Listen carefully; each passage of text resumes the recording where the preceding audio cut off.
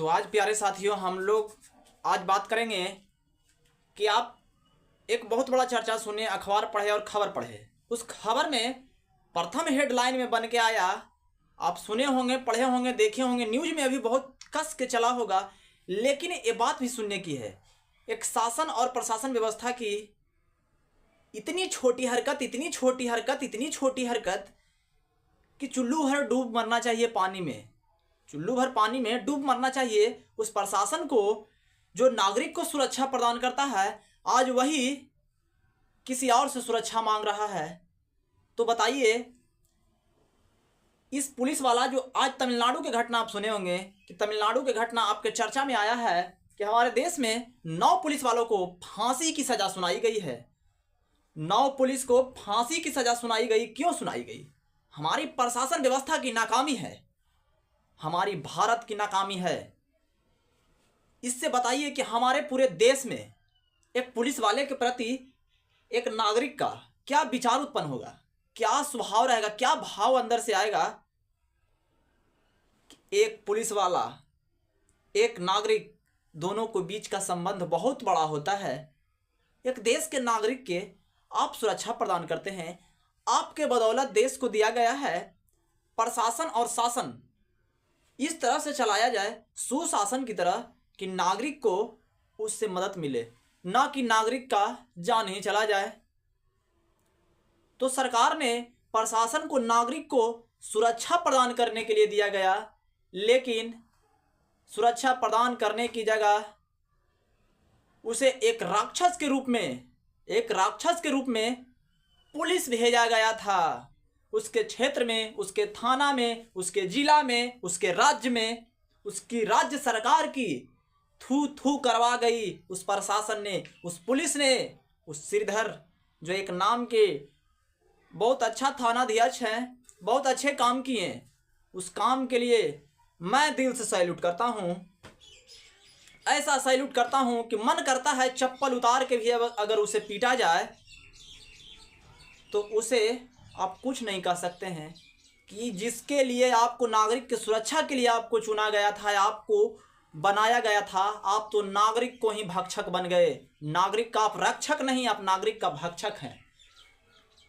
ये कहानी शुरू होती है एक रोड पे, एक मार्केट के, एक बाजार के लगे हुए दुकान की एक दरवाजा से, जहाँ पे एक पिता और एक बेटे और एक परिवार की उस दुकान, उस व्यापारी जिसके घर चला करता था, उस व्यापारी का और एक पुलिस वाला का कहानी है। जरा दिल थाम के सुनिएगा, इस कहानी को हल्के में मत लीजिएगा। ये कहानी नहीं, ये सच्ची घटना है और इसकी सजा इतनी भयावह मिला है कि मैं उस कानून, उस जज, उस वकील और इस भारत देश की कानून व्यवस्था को बार बार सैल्यूट करना चाहता हूँ। क्योंकि यही होना चाहिए था कि जो आदमी एक नागरिक की सुरक्षा देने के लिए उसे रक्षक माना था, आज वो भक्षक बन गया। तो क्यों ना उसे भी इस कानून के नीचे भक्षक बनाकर ही एक राक्षस की तरह उसे व्यवहार किया जाए। एकदम बिल्कुल सही है। आइए इस कहानी को हम शुरू करते हैं। ये कहानी है लॉकडाउन 2020, लॉकडाउन 2020 की, कोरोना काल। उस समय पूरे देश में लॉकडाउन चल रहा था और तमिलनाडु में भी लॉकडाउन था। तमिलनाडु की गलियों एवं बाजारों में लॉकडाउन की सिलसिला तनावपूर्ण व्यवस्था से रखा गया था प्रशासन विभाग द्वारा।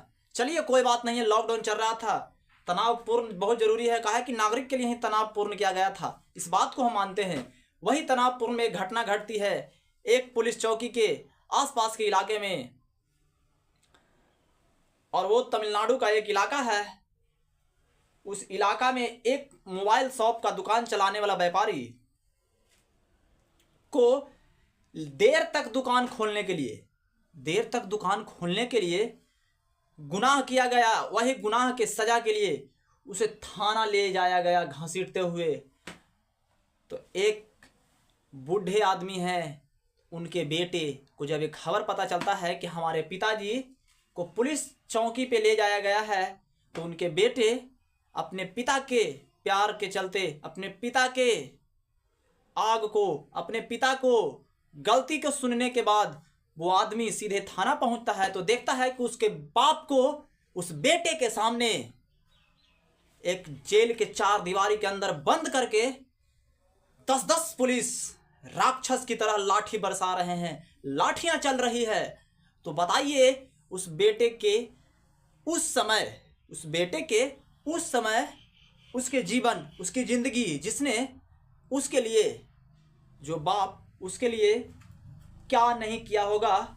अगर जो वो किया होगा उसके सामने इतनी बुरी तरह से पीटा गया, इतनी बुरी तरह से पीटा जा रहा हो और कोई अपराध भी ना हो, सिर्फ कि आप देर तक दुकान क्यों खोले, तो उस बेटे ने कहा कि मेरे पिताजी को ऐसा मत मारिए, अगर वो बचाव की कोशिश करेंगे।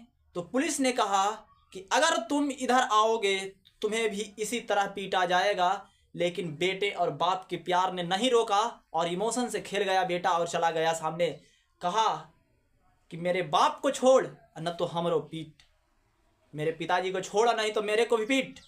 उस पुलिस प्रशासन की ऐसी दरिंदगी, ये दरिंदा से भी बदतर होकर उस बाप और बेटे को साथ वही पुलिस चौकी के चार दीवारी के अंदर इतना पीटा गया, इतना पीटा गया, इतना पीटा गया कि उसके प्राइवेट पार्ट से भी ब्लड आ रहा था। बताइए, यही है मेरी भारत की कानून व्यवस्था। इतना पीटा गया, आज उसके बारे में सोचना चाहिए था, थोड़ी सी उस दरिंदगी से बाहर आना चाहिए था, थोड़ा सा सोचना चाहिए था उस पुलिस वाले भाई को कि अरे भाई वह भी तो मानव है, अरे गलती कर दिया, सजा है ना भाई उसके लिए, इतनी मार क्यों पीट रहे हो, इतनी पिटाई क्यों कर रहे हो, लाठी डंडे, इतना बेरहमी से पीटा गया, उसके शरीर को चिथड़ा चिथड़ा उड़ा दिया गया, धुआं धुआं कर दिया गया, ब्लड से लाल लाल कर दिया गया।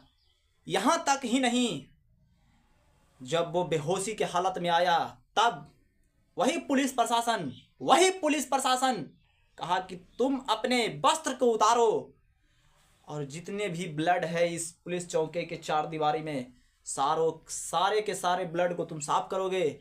यहाँ पे रक्त की एक धब्बा मिल गया तो मैं फिर से तुम्हें पिटाई करूंगा और इतना पिटाई करूंगा कि तुम्हें कोई यहाँ बचाने नहीं आएगा। बात तो सही है कि कोई बचाने नहीं गया। और उस दरिंदा, 10 दरिंदे थे, 10 दरिंदे, तो पुलिस वाले नहीं कहिए उसको, दरिंदा कहिए। और वो दरिंदा इस तरह से उसको पीट रहा था, फिर छोड़ा गया नहीं, उसे ले जाया गया कोर्ट। कोरोना काल चल रहा था,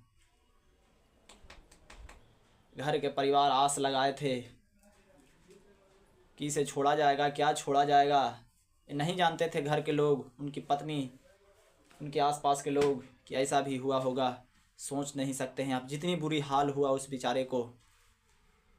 मैं इसको दिल से श्रद्धांजलि देता हूँ, लेकिन इस कहानी को सुनाने से पहले थोड़ा सा और सुन लीजिए कि जब जज साहब के यहाँ उसकी हाजिरी लगा, तो उस समय जज साहब एक तल्ला के ऊपर से सुनवाई किया करते थे। उस टाइम उस आदमी के शरीर से ब्लड रुका नहीं था और जो जज साहब देख नहीं पाए, क्योंकि छत के ऊपर से वो एक तल्ले पर से सुनवाई कर रहे थे और सारे पुलिस वाले, प्रशासन विभाग, अपने दरिंदा प्रशासन विभाग नहीं, रक्षक नहीं, भक्षक विभाग एक मुजरिम को लेकर खड़ा है और कह रहा है ऐसे ऐसे ऐसे ऐसे ऐसे ऐसे किया है साहब।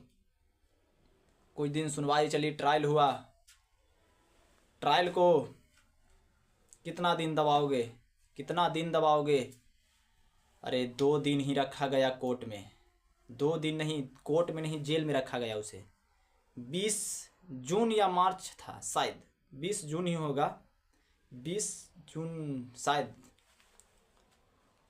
20 तारीख को उसे जेल में ले गया, बंद किया। 21 को तबीयत बिगड़ने लगा, इतना ही मार खाया था, इतना ही मार पीटा गया था उसे, उसके शरीर का धजिया उड़ा दिया गया था, बचा ही नहीं था कुछ, बस एक दिखता जिंदा लाश दिख रहा था बस, और कुछ नहीं था। और उस जिंदा लाश को ज़्यादा दिन तक नहीं, मात्र 48 घंटा उसके शरीर के पास प्राण रहा, श्वास रहा। फिर वही 22 जून की रात बेटे की मौत हो जाती है, हॉस्पिटल ले जाया जाता है, लेकिन वो नहीं बच पाता है। और जस्ट सुबह 23 तारीख को उसके बाप की भी मृत्यु हो जाती है और बाप बेटे की मृत्यु। जनाजा देखकर लोगों का भीड़ आक्रोश का कलेजा फट जाता है। घर के लोग, पूरे परिवार के लोग, एक समाज के लोग एकजुट हो जाते हैं और उस प्रशासन के खिलाफ प्रदर्शन करने रोड पे उतर जाते हैं उस कोरोना के लॉकडाउन काल में। तो बताइए, दरिंदा प्रशासन ऐसी ऐसी हरकतें की और वो उससे 2 से 4 से 5 दिन के अंतर्गत ही ये केस को कोर्ट के द्वारा सीबीआई जांच की मांग होती है और सीबीआई जांच हो जाता है और साल बीतता है। ट्रायल शुरू हो जाता है अगले साल ही कुछ महीने में। ट्रायल चलते रहता है, फिर थोड़ा दिन इस केस को दबा दिया जाता है। जानते हैं ना, इस हमारे देश स्वतंत्र भारत देश में पैसों की बहुत अहमियत है। दबा दिया गया, लेकिन सच कहे ना, सच कभी नहीं दबेगा। सच नहीं दबा और यही साल 2026 आई, फिर से ट्रायल और सुनवाई डेट पे डेट लेकर। और यही साल 2026 9 पुलिस वालों के लिए एक गवाही के रूप में एक लड़की रेवती नाम का, जो पुलिस कांस्टेबल में वहीं भर्ती थी, वही गवाही करती है। और वही 9 पुलिस वालों को, 10 पुलिस वाला था लेकिन एक पुलिस वाला को कोरोना काल में ही मौत हो गया। इतना ही पाप किया था, उसे कोरोना पकड़ के मर गया पापी। दरिंदा कहिए उसको, दरिंदा बन के मर गया। और 9 बचा, 9 को यही कोर्ट जज, जिसे कहते हैं भारत का कानून, वही कानून फांसी का सजा सुनाता है। और कहा जाता है फांसी के सजा में कि हर एक अपराधी को 2 बार फांसी दिया जाए, एक बार उसके बाप के लिए और एक बार उसके बेटे के लिए। और ये फांसी तब तक फांसी पे लटकाया जाए तब तक वो मर न जाए, अपने आप को दरिंदा तड़प तड़प के मरे। तड़पा के किसी को मारा है, तड़प तड़प के मरेगा। मानवता का हद पार करने वाले उस प्रशासन की भी पता होना चाहिए कि हमारे लिए भी क्या है कानून है। सिर्फ नागरिक के लिए ही कानून नहीं, जनता के लिए ही कानून नहीं। वर्दी में है तो भी आप पे कानून चलेगा, और कोई